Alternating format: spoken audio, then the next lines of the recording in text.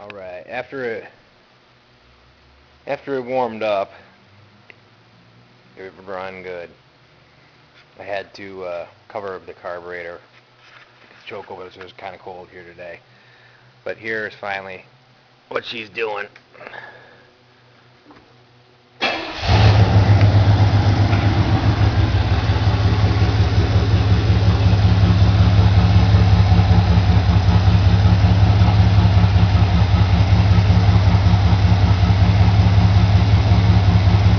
As it warms up, it'll go higher. Like if I get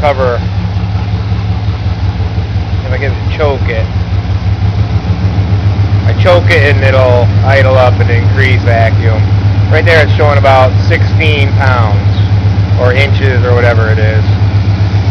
Now it's warmed up and you'll watch. Boom, boom.